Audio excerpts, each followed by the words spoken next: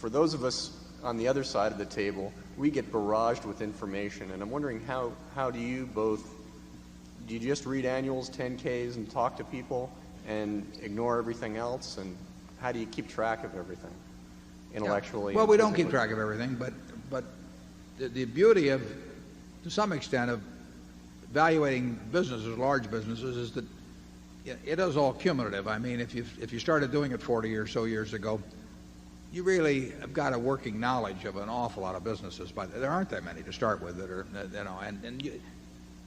what are there, 75 maybe or so important industries, and you'll get to understand how they operate, and you don't have to start over again every day, and you don't have to consult a computer for it or anything like that.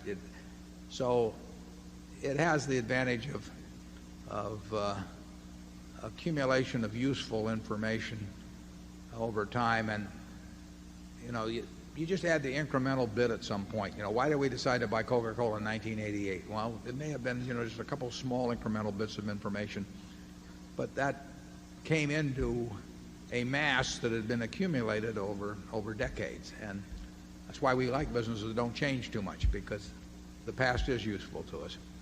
Earlier this morning, you made a comment that if the market fell, you would be spending less time on the internet because you'd be very busy.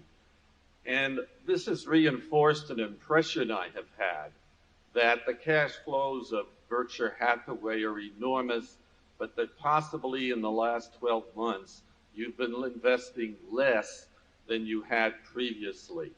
And if so, if this is correct, what does that say about waiting for attractive values? How long are you willing to wait? And what does that say to the investment public in their own habits? Well, you're correct that we have not found anything to speak of in equities in a good many months. The question of how long we wait, we wait indefinitely. We are not going to buy anything just to buy something. We will only buy something if we think we're getting something attractive. If things were 5% cheaper, or 10% cheaper, that wouldn't change anything materially. So we have no idea when that period ends. We have no time frame. If the money piles up, the money piles up. And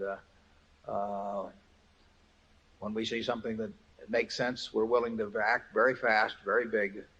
But we're not willing to act on anything that doesn't check out in our view. You don't get paid for activity. You only get paid for being right. Charlie? Yeah, an occasional dull stretch for new buying. This is no great tragedy in an investment lifetime. It isn't like we have a quiver with only one arrow. We sat through periods before. I mean, the most dramatic one being the early 70s, late 60s and early 70s. It doesn't seem so long when you look back on it. It seems long when you're going through it, but it's like having a tooth pulled or something. But